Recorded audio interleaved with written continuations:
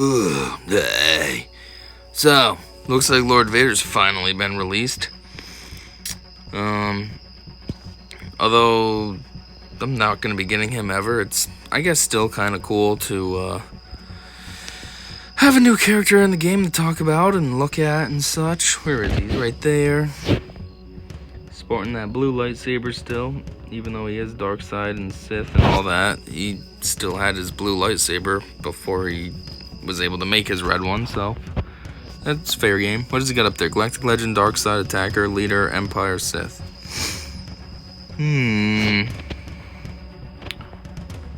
Anyhow, this video is going to be all about the developer insights, so let's get into it.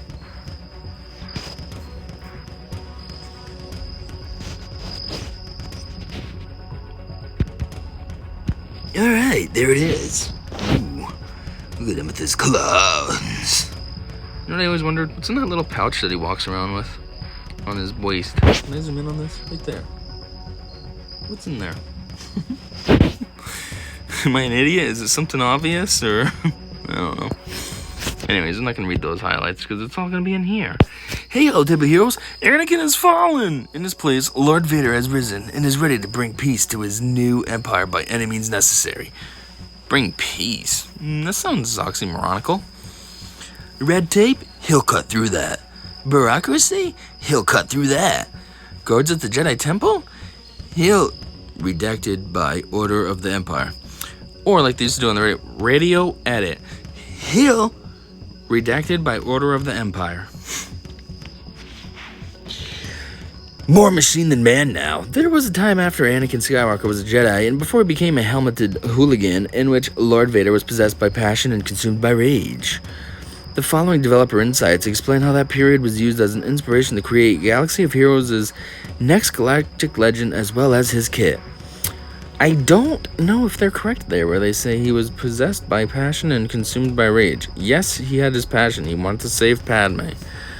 But consumed by rage, I don't think so. He ended up essentially...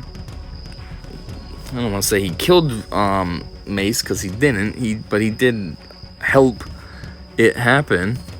But he only did that because he knew Papa Palp was going to be able to teach him how to save Padme. And then as far as all his vicious things he did, that was because that's what Papa Palp made him do. So he was just following it so that then he could get him to train him to be able to do his tricks on saving Padme. I mean, I guess the only part that was rage was when he was fighting Obi and he's saying, I hate you and stuff. There was really no point for that. So, but still, phrasing it that way just feels a bit aggressive. Anyhow, the basics. Dark Side, Galactic Legend, Attacker, Leader, Empire, Sith. Although Lord Vader has both tags of what? His kit focuses on synergizing more with the Empire faction than Sith. He's also great with Dark Side unaligned Force users, such as Maul. I guess the only other ones are Kylo. Any of the Kylos. Lord Vader brings balance to the Galactic Legend units, as he is the dark side response to Jedi Master Kenobi, our most recent light side Galactic Legend. Did they do that on purpose to make a play on words? Is that why they released them staggered this time? I didn't even think of that before. Unique attributes. At the start of battle, Lord Vader's leader ability, My New Empire, converts protection to max health for himself, Empire, and dark side unaligned Force user allies. I was just going to say, this is similar to how Darth Nihilus lead converts his team's protection to health. I was going to say that. This makes me think of Nihilus and, Maul. I mean, not Maul, what the heck's his name? Why am I drawing a blank? Who's that guy that you get with, you need both the Revens? Malik. Jeez, I got Maul in my head and I can't get off of it. I knew he started with M. But yeah, Malik does that too. He converts his protection into health. Anyhow, Lord Vader's ultimate ability, End of the Galactic Republic, is intended to be reusable throughout the battle. Aren't they all? I don't know. It's not a one-time ability like some of the other Galactic Legends' transformative abilities. Oh, I see. Yeah, because when they use their... Oh, ultimate. Okay, never mind. I was reading this wrong. Yeah, ultimate. You convert into the other phase, and then that's it. Lord Vader's unique Twisted Prophecy grants him a stack of the underestimated effect at the start of each other character's turn. The more stacks he has, the more powerful his basic and both special abilities become. Even better is that once Lord Vader earns stacks of underestimated, they remain on him and cannot be removed. Only problem is he's not underestimated, because Obi-Wan proved that. You underestimate my power! Don't try it, Anakin. I have the high ground. In addition to having protection converted to max health, Lord Vader's squad receives various benefits at different thresholds of their health: 35, 50, and 80%. Inspiration. Gee, I wonder what this is inspired from. Couldn't be episode 3. Lord Vader's ultimate was themed to showcase the unbridled rage he exhibits at several points during Revenge of the Sith. We've wanted to add Fallen Anakin to Galaxy Heroes for a long time. Being able to design Lord Vader as a galactic legend allowed the design team to really capture the power he wields before he's maimed by Kenobi and Mustafar. We chose the designation Lord Vader because at this point in Revenge of the Sith, he's had the title bestowed upon him by Darth Sidious, but he's not yet in his armor, providing the opportunity to create another Vader in the game that is visually distinct and unique in flavor. So that's why they went with Lord Vader. I mean, Lord Vader works. It makes sense because, like they said, that's what he was called at that time. But I must feel like Fallen Anakin might have been cooler, though. Because he really is still just Anakin. I get it. He's on his path to becoming Vader. But he still is Anakin. He hasn't been effed up yet. He's really Vader once he doesn't have legs and arms. That's when he's Vader. Whatever. The name for the buff, Underestimated, comes from his line during the final moments of his duel with Obi-Wan on Mustafar, in which he lost anyways and proved that no, you weren't being underestimated, you were being rightfully estimated. Strategy tips. Lord Vader's squad mates act as batteries that charge him up, specifically for mastery, which is a core part of his ramping damage. His team often benefits from having debuffs and losing buffs, which is a bit unusual, but creates interesting gameplay strategy. Whenever a debuffed Darkside ally takes damage, Lord Vader gains ultimate charge.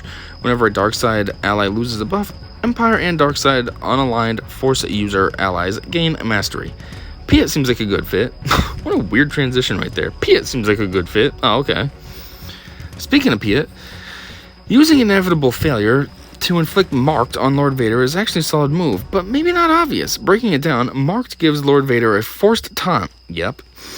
And when Lord Vader takes damage, his ultimate gets charged, since Mark is a debuff. When Piet uses his basic while Lord Vader is marked, it calls Lord Vader to assist, which can be pretty fun if Lord Vader's ultimate ability is active. By now you've probably figured out having Maul in the squad is a huge boon for Lord Vader.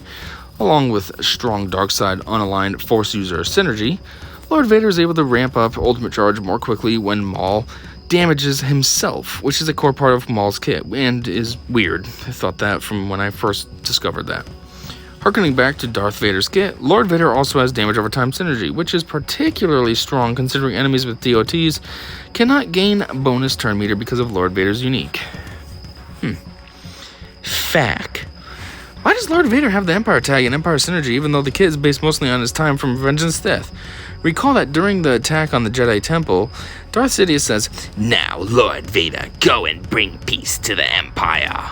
Lord Vader then says it himself to Obi-Wan Kenobi during the battle on Mustafar. "I have brought peace, freedom, justice, and security to my new empire." In addition to the above, Lord Vader having strong Empire synergy makes sense because it gives the Empire its own dedicated galactic legend. To avoid confusion when using unshackled emotions, while Lord Vader has Ashes of the Republic, we'll point out here that the inflict ability block for 1 turn portion applies to the whole enemy team, while the increased target enemy's cooldowns applies only to the target enemy. Okay, sexy. Well, there you have it. There's some developer insights. I almost feel like we didn't really learn anything. What kind of developer insights are these? Did you learn anything? I don't feel like I did. They had all this time to work on a character and they had nothing to say about him? Really? Okay, well, that's it. Stick around for the next one. because that's where we're going to be looking at his kit reveal. So hopefully they have something to say there. And until that one, you should already know, I said see ya.